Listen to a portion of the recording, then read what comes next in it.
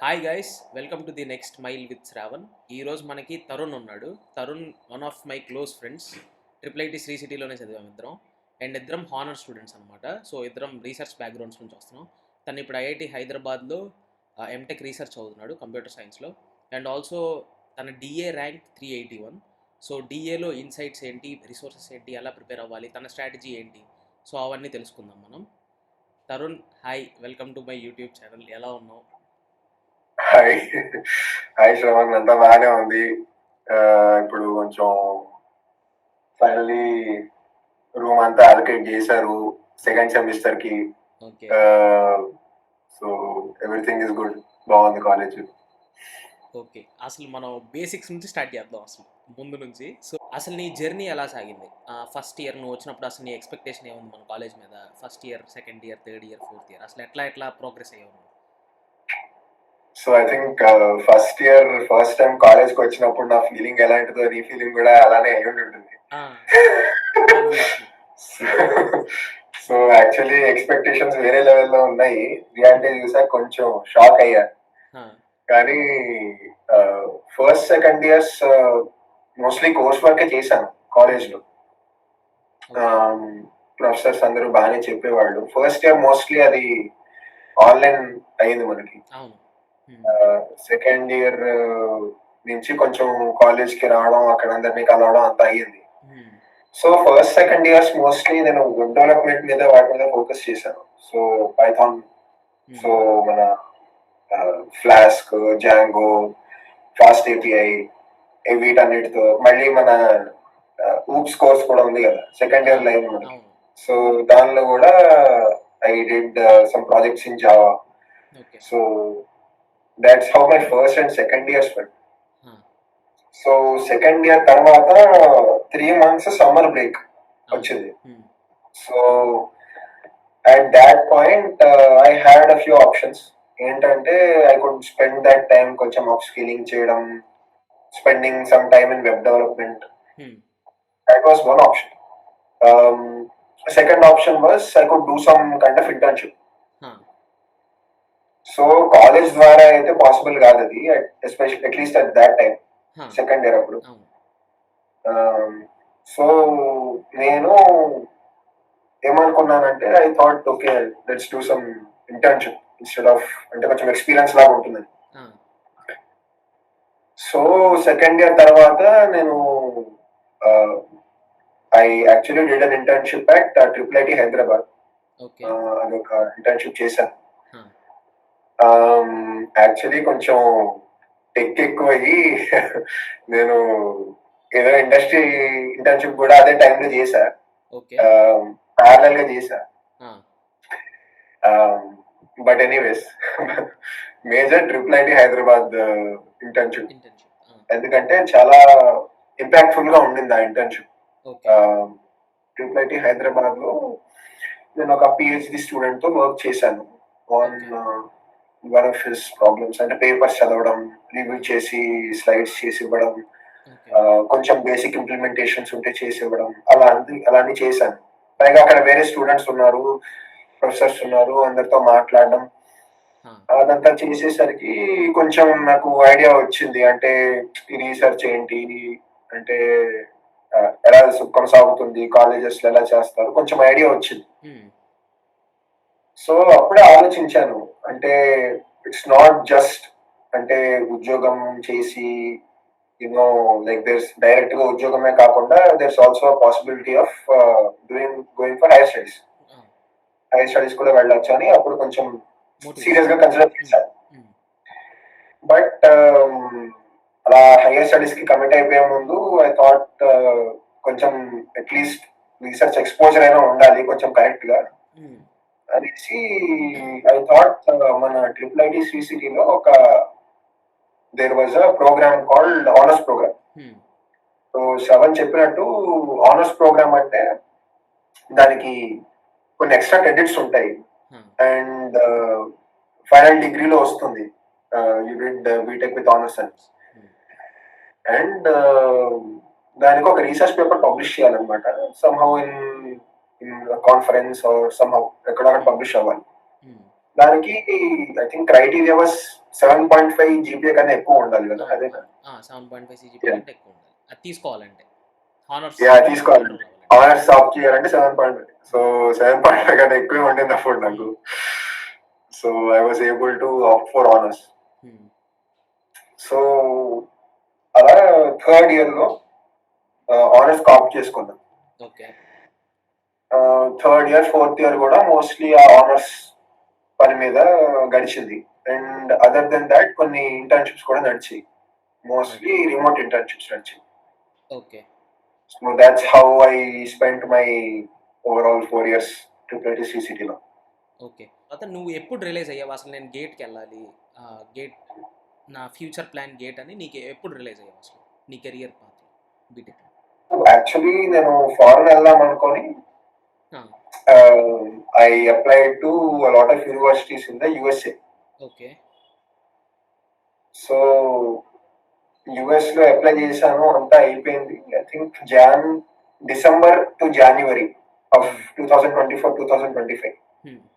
So ఆ టైంలో mostly application cycle ఉంటుంది యుఎస్ఏ.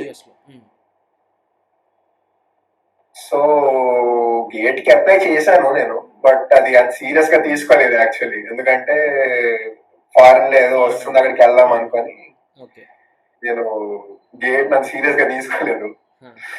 బట్ అప్లికేషన్ సైకిల్ అంతా అయిపోయింది and I had 15 days left. So 15th Jan కి లాస్ట్ అప్లికేషన్ అయిపోయింది. ఓకే. అండ్ 1st February మనకి ఉంది ఇది gate CSC.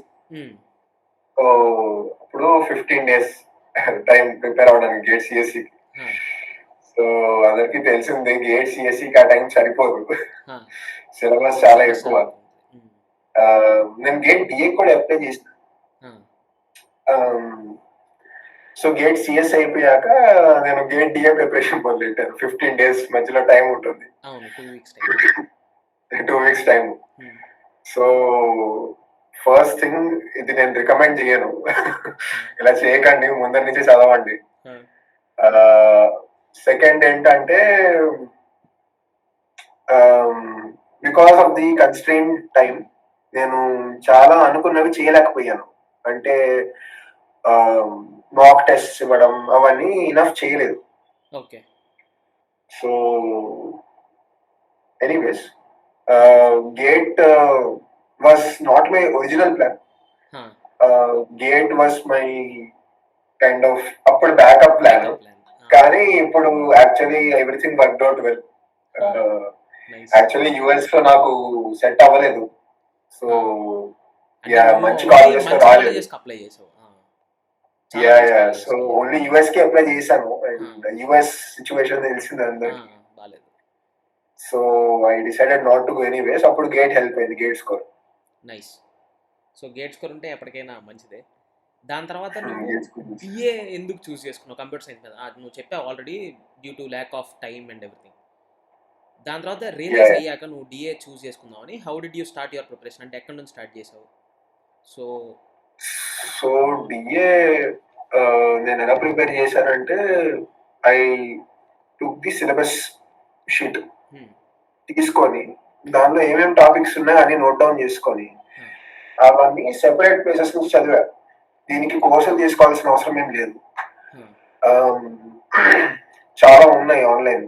There are YouTube channels ఉన్నాయి. లైక్ ఫర్ ఎగ్జాంపుల్ మన సంచిత్ జైన్ నాలెడ్జ్ గేట్ ఒక ఛానల్ ఉంది, శ్రవణ్ కూడా రికమెండ్ చేస్తాడు.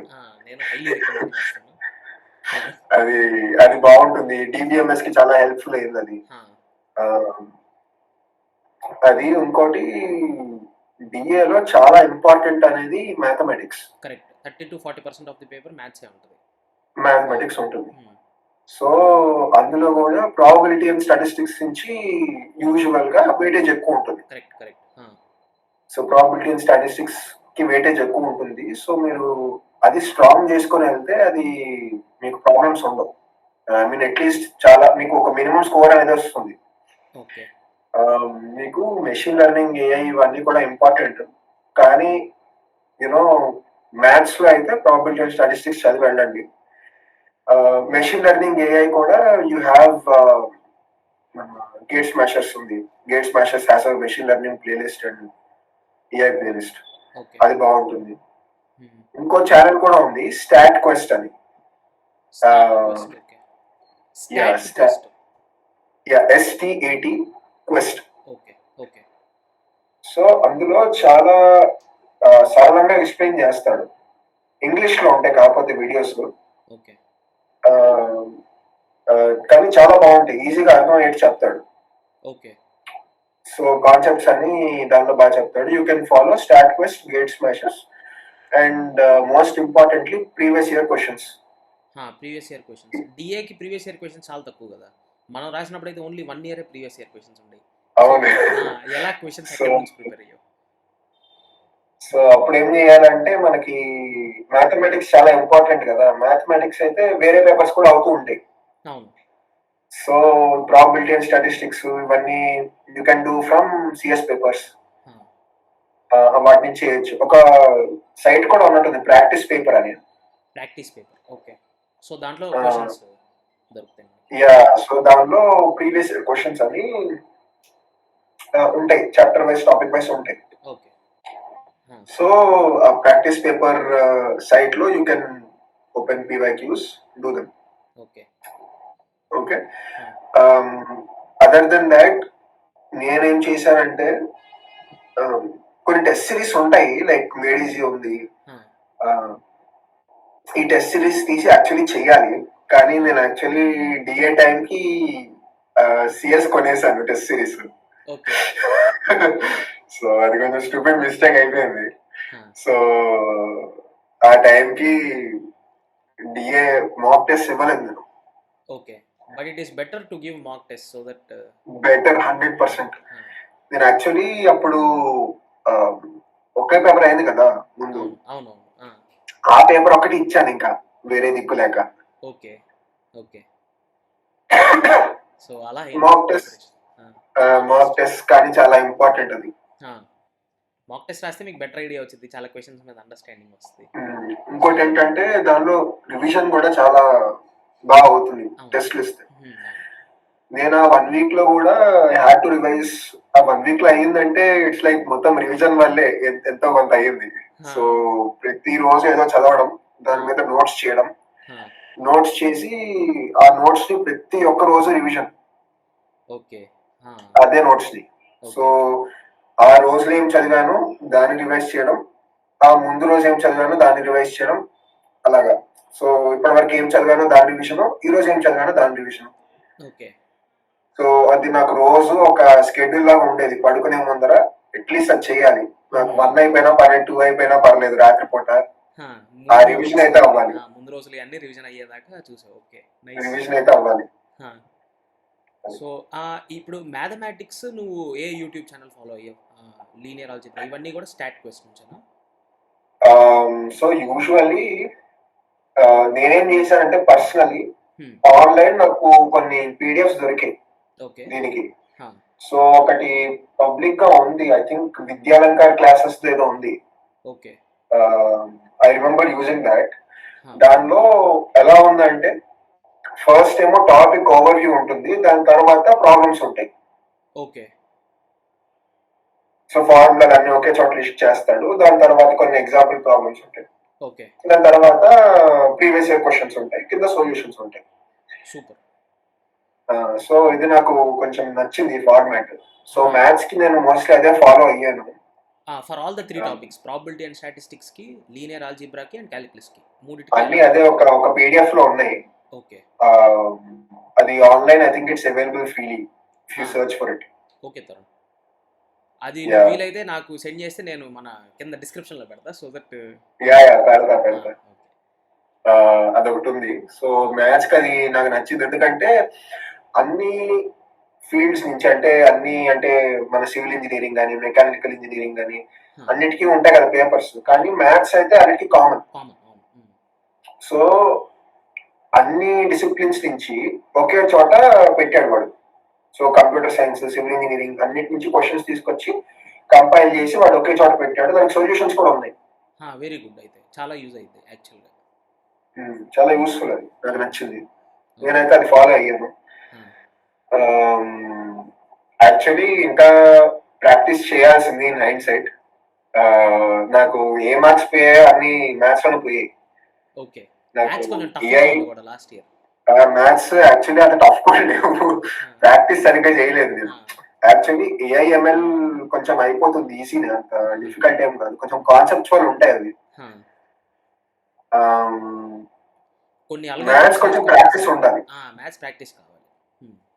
మ్యాథ్స్ ప్రాక్టీస్ ఉండాలి. సో మ్యాథ్స్ నేను I should have done better, but ఈ రీసోర్స్ చాలా యూజ్ అయ్యింది అనేది మాత్రం. యా. నెగటివ్స్ నీ ప్రిపరేషన్ లో అంటే ఇప్పుడు మాక్ టెస్ట్ ఇవ్వకపోవడం ఒకటి, మాక్ టెస్ట్ ఒకటి, సరైన టైం కి స్టార్ట్ చేయకపోవడం ఒకటి. ఓకే. సో ఈ రెండు పెద్ద నెగటివ్స్. ఇప్పుడు మీకు ముందు నుంచే క్లారిటీ ఉందనుకోండి, అంటే ఇప్పుడు ఫర్ ఎగ్జాంపుల్ ఫైనల్ ఇయర్ లో మీరు ఇద్దాం అనుకుంటుంటే మీకు థర్డ్ ఇయర్ నుంచే మీకు కొంచెం క్లారిటీ ఉంది అనుకోండి, ప్రిపరేషన్ కొంచెం మంచిగా చేసుకోవచ్చు. మ్యాథ్స్ కి కొంచెం ప్రాక్టీస్ టైం ఉంటుంది. మీరు లాంగ్ టైం కేటాయించి మీరు ఇలా ఆల్ నైట్ లేచి ఉండి యూట్యూబ్ ఛానల్స్ చూసుకొని అలా 2x స్పీడ్ లో పెట్టుకొని వినాల్సిన అవసరం ఉండదు. సో మీకు టైం ఉంటుంది. మీరు యాక్చువల్లీ కొంచెం కరెక్ట్ బుక్స్ చదివి మీరు కొంచెం కంప్లీట్ ప్రిపరేషన్ చేసుకొని వెళ్ళొచ్చు. పీవైక్యూస్ చేసి మాక్ టెస్ట్ చేసి అన్ని చేసి వెళ్ళొచ్చు. సో ఇవి they are the cons of my preparation. ఒకటి ఏమో టైం కొంచెం ఎక్కువ, ఇంకోటి mock test. Okay. So GATE exam రోజు నీ అటెంప్టింగ్ స్ట్రాటజీ ఎలా ఉంది? అంటే టైం మేనేజ్మెంట్ ఎలా చేసుకున్నావు? ఫస్ట్ యాప్టిట్యూడ్ సాల్వ్ చేసావా? ఎట్లా జరిగింది? యా, సో నేను ఎలా సాల్వ్ చేశానంటే సిమిలర్ టు జేఈ అన్నమాట. ఓకే. ఎలాంటిదంటే ఈజీ క్వశ్చన్స్ ఏమి ఉంటాయో అవి ఫస్ట్ చేసేయడం. ఓకే. చేసేసి మళ్ళీ so I make multiple rounds అనమాట పేపర్ కి. ఓకే. సో చూసి నాకు బాగా ఈజీగా ఉంది అనిపిస్తే నేను అప్పటికప్పుడు సాల్వ్ చేసేస్తాను అండ్ ఐ మూవ్ ఆన్. లేదు దీనికి కొంచెం టైం పట్టేలా ఉంది అంటే దాన్ని పక్కన పెట్టి నేను మళ్ళీ వేరే దానికి వెళ్ళిపోతా. ఓకే. సో ఫస్ట్ పాస్ లో అన్నిటికన్నా ఈజీ క్వశ్చన్స్ చేసేస్తాను. అంటే చాలా అన్నిటికన్నా పరమ ఈజీ అనిపించింది చేసేస్తా. So they get out of the way and ఒక బేసిక్ స్కోర్ అయితే ఎస్టాబ్లిష్ అవుతుంది ఫస్ట్ పాస్ లోనే. దాని తర్వాత ఇంకొంచెం డిఫికల్టీ, ఇంకొంచెం టైం టేకింగ్, మళ్ళీ మళ్ళీ అలాగా. సో మల్టిపుల్ రౌండ్స్ పేపర్ కి వేస్తారు. సో యాప్టిట్యూడ్ కి ఏమైందంటే అన్ని క్వశ్చన్స్ వచ్చాయి కానీ లాస్ట్ 2 క్వశ్చన్స్ రాలేదు నాకు. అది కొంచెం డిఫికల్ట్ అనిపించింది. కానీ ఏమైంది, ఫస్ట్ లో రాని క్వశ్చన్స్ నాకు లాస్ట్ కల్లా వచ్చేసాయి. అలా మళ్ళీ మళ్ళీ చూసారు కదా క్వశ్చన్ ని. సో మళ్ళీ మళ్ళీ చూసేసరికి ఆ ఎగ్జామ్ టైం ఎండ్కి వచ్చేసరికి అలా ఇంట్యూషన్ తట్టేసింది. సో తట్టేసరికి ఆ క్వశ్చన్స్ కూడా వచ్చాయి. సో అంతా అలా ఈ స్ట్రాటజీకి అది ఇంకో అడ్వాంటేజ్. ఎందుకంటే ఫస్ట్ టైం రాకపోయినా మళ్ళీ మళ్ళీ చూసేసరికి ఏదో ఐడియా రావచ్చు. వేరే క్వశ్చన్ నుంచి కూడా మనకి కొన్ని గుర్తు రావచ్చు. అది గుర్తొచ్చి దీనికి హెల్ప్ అవ్వచ్చు. అలా కూడా ఉంటాయి. సో ఈ మల్టిపుల్ పాసెస్ తీసుకోవడం అనేది I think is useful. Okay. దాని తర్వాత నువ్వు మోర్ ఇంపార్టెంట్ టాపిక్స్ దేని మీద బాగా ఫోకస్ చేయాలి? ఒకటి మ్యాథ్స్ మీద మనం బాగా ఫోకస్ చేయాలి, ఎందుకంటే మ్యాథ్స్ 30-40%. మ్యాథ్స్ చాలా important. Most of the paper mathematics ఉంటుంది. అది కాకుండా ఇప్పుడు యాజ్ ఐ సెడ్ మ్యాథ్స్ లో ప్రాబబిలిటీ అండ్ స్టాటిస్టిక్స్ చదవండి. అది కాకుండా ఇప్పుడు మెషిన్ లెర్నింగ్ అండ్ ఏఐ ఉంది, రైట్? ఇప్పుడు మీరు సిలబస్ షీట్ తీసుకుంటే దానిలో మీకు కనపడిన టాపిక్స్ అన్ని క్లియర్ చేయండి. అంటే ఇప్పుడు యూట్యూబ్ వీడియోస్ సెర్చ్ చేసినా మీరు ఏం చేసినా లైక్ ఒక యూనిఫైడ్ సోర్స్ యాక్చువల్లీ నాకైతే ఏం కనపడలేదు. I watched multiple different videos అన్ని చేశాను. బట్ సిలబస్ షీట్ లో ఏవైతే ఉన్నాయో అవి చెయ్యండి. సమ్హౌ అట్లీస్ట్ యూట్యూబ్ వీడియోస్ చూడండి. అంటే అది ఏంటి అంటే మన అంటే బేసిక్ టాపిక్ ఏంటి, అసలు మన ఎస్విఎం గానీ మన రిగ్రెషన్ గానీ అసలు ఏంటది అట్లీస్ట్ చూసైనా వెళ్ళండి. అట్లీస్ట్ ఒక బేసిక్ 1-2 ఎగ్జాంపుల్ ప్రాబ్లమ్స్ చేసి వెళ్ళండి. ఐ థింక్ గేట్ ఎగ్జామ్ లో అదే బ్రెడ్త్ ఎక్కువ ఉంటుంది, డెప్త్ అంత ఎక్కువగా ఉండదు. సో బేసిక్స్ అన్ని చేసి వెళ్ళండి. సిలబస్ షీట్లు ఏదైతే ఉందో యాక్చువల్లీ అంత ఎక్కువ లేదు. ఐ థింక్ అంత ఎక్కువ లేదు. మెషిన్ లెర్నింగ్ ఏ సిలబస్ మరీ అంత వాస్ట్ గా లేదు. మీరు కొంచెం సిలబస్ షీట్ కీవర్డ్స్ ఏవైతే ఉంటాయో అన్ని చేసి వెళ్తే I think it is sufficient. Double. Actually నాకు కొంచెం ఎక్స్పీరియన్స్ ఉండింది విత్ ఏఐ ఆనర్స్ ప్రోగ్రామ్ లో. సో నాకు అది కొంచెం హెల్ప్ అయింది ఈజీగా కొంచెం అండర్స్టాండింగ్ లో. బట్ యాక్చువల్లీ అది డిఫికల్ట్ టాపిక్స్ ఏం కావు. వచ్చేసి యూట్యూబ్ ఛానల్స్ చెప్పాలంటే ఐ కాంట్ రిమెంబర్ ఎనీ అంటే top of my mind. But కొన్ని యూట్యూబ్ ఛానల్స్ ఉన్నాయి, వాళ్ళు కాన్సెప్ట్ చెప్పి దాని తర్వాత ఎగ్జాంపుల్ చేయిస్తారు. ఇలాంటివి చాలా మంచి వీడియోస్ అన్నమాట. So always do examples, at least ఒకటో రెండో బేసిక్ అండర్స్టాండింగ్ కోసం. దాన్ని ఎలా అప్లై చేస్తారో తెలియాలి కదా మనకి, ఎలా అప్లై చేయాలి. సో దాని తర్వాత ఇప్పుడు నువ్వు ఎంటెక్ అడ్మిషన్ వచ్చాక మీ పేరెంట్స్ ఫీలింగ్ ఎలా ఉంది, నీ ఫీలింగ్ ఎలా ఉంది, ఆ రోజు ఎలా జరిగింది? సో దాని సో యాక్చువల్లీ నాకు ఆఫర్ వచ్చినప్పుడు పేరెంట్స్ ఫర్ స్లీపింగ్. సో నేనైతే ఎవరికొకరికి చెప్పాలనుకొని నేనేమో ఎక్సైట్ అవుతున్నాను, ఎవరికొకరికి చెప్పాలి. కానీ అమ్మ నాన్న ఇద్దరు పడుకొని ఉన్నారు. సో నేను అంటే ఎటు అటు తిరిగాను చాలాసేపు ఎవరికొకరికి చెప్పాలని. సో ఫోన్ చేశాను మా ఫ్రెండ్స్ కి చేసి వాళ్ళతో మాట్లాడుతూ ఉన్నాను, ఇలా ఆఫర్ వచ్చింది అని. వాళ్ళకి కంగ్రాట్స్ చెప్పడం. తర్వాత ఇంటికి వచ్చాను, మళ్ళీ అంటే బయట కొంచెం వాకింగ్కి వెళ్ళాను వాళ్ళతో మాట్లాడడానికి. మళ్ళీ ఇంటికి వస్తే ఇంకా పడుకొని ఉన్నారు. సో నేను ఇంకా లేపి చెప్పాను ఇలా ఆఫర్ వచ్చింది అని. సో ఇలా ఆఫర్ వచ్చింది అంటే పేరెంట్స్ కూడా కంగ్రాచులేషన్స్ చెప్పారు. సో దిస్ వాజ్ కంగ్రాచులేషన్స్ చెప్పారు.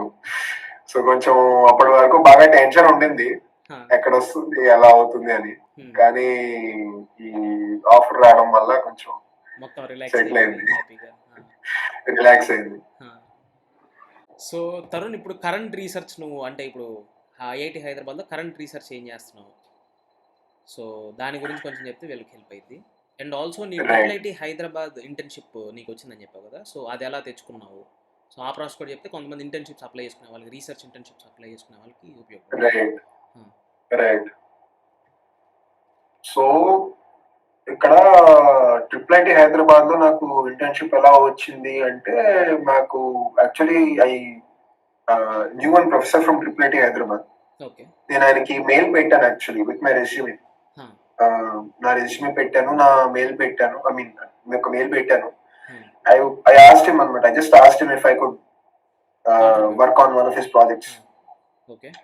సో పెయిడ్ ఇంటర్న్షిప్ కాదు, నేను ఫ్రీగానే అంటే పెయిడ్గా కాదు, ఫర్ ఎక్స్పీరియన్స్ చేశాను.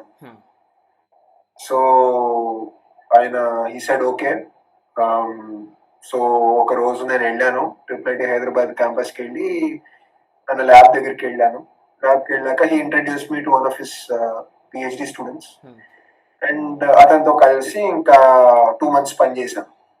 So that's the way I did it. I just asked one professor ఆయన ప్రాజెక్ట్స్ లో ఇంట్రెస్ట్ ఉందని ఐ మెయిల్డ్ హిమ్. సో అలా ఐఐటి హైదరాబాద్ ఇంటర్న్షిప్ వచ్చింది. అండ్ ప్రస్తుతం ఇప్పుడు ఐఐటి హైదరాబాద్ లో నేను ఏం చేస్తున్నానంటే working on the intersection of artificial intelligence, agentic AI and systems. అంటే కొంచెం లోవర్ లెవెల్ కంప్యూటర్ ఆర్కిటెక్చర్ ఆ టైప్స్. సో ఈ మధ్యనే ఒక ప్రాజెక్ట్ స్టార్ట్ అయింది. So first semester was spent in learning. ఇప్పుడు I mean my second semester. We started a proper project, అది కూడా నడుస్తుంది. బట్ ఫైనల్ గా నేను ఏం చెప్పదలుచుకుంటున్నా అంటే, ఐ థింక్ ఇలా ఐఐటి హైదరాబాద్ ఇంటర్న్షిప్ వల్ల చాలా ఉపయోగం అయింది. సో ఒక రీసెర్చ్ ఎక్స్పోజర్ అనేది వచ్చింది. సో ఆ రీసెర్చ్ ఎక్స్పోజర్ అనేది చాలా ఇంపార్టెంట్, ఎందుకంటే అది మీకు తెలుస్తుంది if you want to do research or not. At least ఒక ఎక్స్పోజర్ ఉండాలి. ఇప్పుడు మన ట్రిపుల్ ఐటీ శ్రీసిటీ నుంచి కూడా చాలా మంది ఆనర్స్ చేసిన వాళ్ళు అలా ఇండస్ట్రీకి వెళ్ళిపోయారు. అవును. వాళ్ళకి ఏమీ ఇంట్రెస్ట్ లేదు ఆ, ఈ రీసెర్చ్ మీద, కానీ వాళ్ళు రీసెర్చ్ చేసి ఇండస్ట్రీ వైపుకి వెళ్ళారు. ఆ, కొంతమంది మనలాగా హైయర్ స్టడీస్కి వచ్చారు. అవును. కొంతమంది సిఎస్ లో కూడా కాదు, ఆంటర్ప్రెన్యూర్షిప్ వాటిలో కూడా చేస్తున్నారు. చేస్తున్నారు. ఎస్. సో అలా చేస్తున్నారు. సో అలా రీసెర్చ్ ఎక్స్పోజర్ అనేది చాలా ఇంపార్టెంట్. ఉపయోగపడుద్ది. అవును. యాక్చువల్గా సో నీకైతే ఇంటర్న్షిప్ వచ్చినప్పుడు కోల్డ్ ఈమెయిలింగ్ మోర్ ఇంపార్టెంట్. దానికి ముందు అసలు ప్రొఫెసర్ ఏ ప్రాజెక్ట్స్ మీద పనిచేస్తున్నాడు అవి తెలుసుకొని మనం కొంచెం డెఫినెట్లీ ఒకసారి ప్రొఫెసర్ ఏం ప్రాజెక్ట్ మీద పనిచేస్తున్నారు. You can also contact PhD students అంటారు. సో వాళ్ళు ఇంకా అవైలబుల్ గా ఉంటారు స్టూడెంట్స్ అనేవాళ్ళు. ప్రొఫెసర్స్ చాలా బిజీగా ఉంటారు యూజువల్లీ. నేను కొంచెం లక్కీ యాక్చువల్లీ ఈ సినారియోలో. సో ప్రొఫెసర్స్ యూజువల్లీ చాలా బిజీగా ఉంటారు. వాళ్ళు ఈ మెయిల్స్ అన్ని అయితే ఇగ్నోర్ చేస్తారు, లేకపోతే వాళ్ళకి టైం కూడా ఉండదు పట్టించుకోవడానికి. మర్చిపోతారు వాళ్ళు, జస్ట్ ఇట్లా స్క్రోల్ మర్చిపోతారు, లేకపోతే మర్చిపోతారు. సో వాళ్ళకి టైం ఉండదు.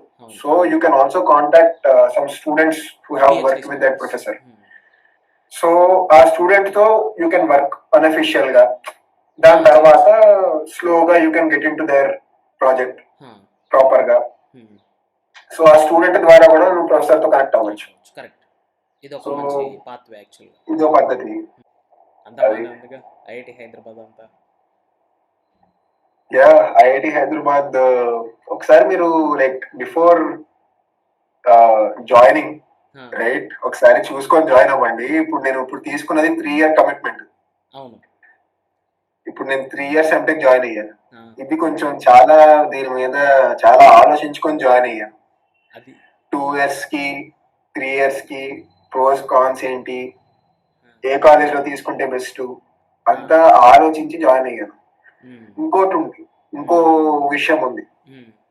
సో ఇలాంటి కాలేజెస్ కి ఐఐటి హైదరాబాద్ గానీ ఐఐటి మద్రాస్ గానీ వీటిలో వింటర్ అడ్మిషన్స్ కూడా ఉంటాయి. అవును, డిసెంబర్ లో కూడా మిమ్మల్ని తీసుకుంటారు వింటర్ అడ్మిషన్. డిసెంబర్ లో కూడా తీసుకుంటారు. సో ఇలాంటివి సర్లే, ఇవన్నీ శ్రవణ్ చెప్తాడు అప్కమింగ్ వీడియోలో. పర్లేదు, తరుణ్ కూడా చెప్పొచ్చు. మనం ఇంకా దీని మీద చాలా చెప్పొచ్చు. నీకు కూడా కొంచెం కౌన్సిలింగ్ మీద ఐడియా ఉంది కదా. మనం పోస్ట్ గేట్ మళ్ళీ తరుణ్ కుదిరినప్పుడు మనం ఎప్పుడైనా వీడియో చేసి పోస్ట్ గేట్ అసలు ఎలాంటి ఆపర్చునిటీస్ ఉన్నాయి, మేము ఎలాంటి ఎక్స్ప్లోర్ చేసాం, సో అవి కూడా సో దట్ మీకు యూజ్ అవుతుంది. సో ఇవన్నీ మీరు డెఫినెట్ గా రీసెర్చ్ అనేది చాలా ఇంపార్టెంట్. మీరు ఈ గేట్ ప్రిపరేషన్ బాగాలేదని ఏం వర్రీ అవ్వద్దు, టైం ఉంది, ఇంకా ప్రిపేర్ అవ్వండి. నేను 1 week లో చేసేది మంచిది కాదు, కానీ అంతే టైం ఉంటే ఇట్ స్టిల్ పాసిబుల్. ఎంతో అంత మంచిది కొంచెం కొట్టేయచ్చు గట్టిగా. సో ఇంకా కొంచెం టైం ఉంది, 1 month ఉంది. 1 month ఉంది, క్లోజ్ టు 1 month డిఏకి. సో ఇంకా మీరు టైం ఉంది, you can still do it. Other then that మీకు you don't have to worry. కొంచెం డీసెంట్ మీడియం ర్యాంక్ వచ్చినా you can still make use of that rank in a good way. ఎందుకు Shravan help చేస్తాడు, మీరేం worry అవ్వాల్సిన అవసరం లేదు. హాయిగా ఉండండి, రిలాక్స్ గా ఎగ్జామ్ రాయండి, కష్టపడండి, అంతా సవ్యంగానే జరుగుతుంది. All the best. Thank you, Tarun, very much. All the best. Thank you, Tarun. Thank you so much. Thank you, Shravan, for this interview. Thank you.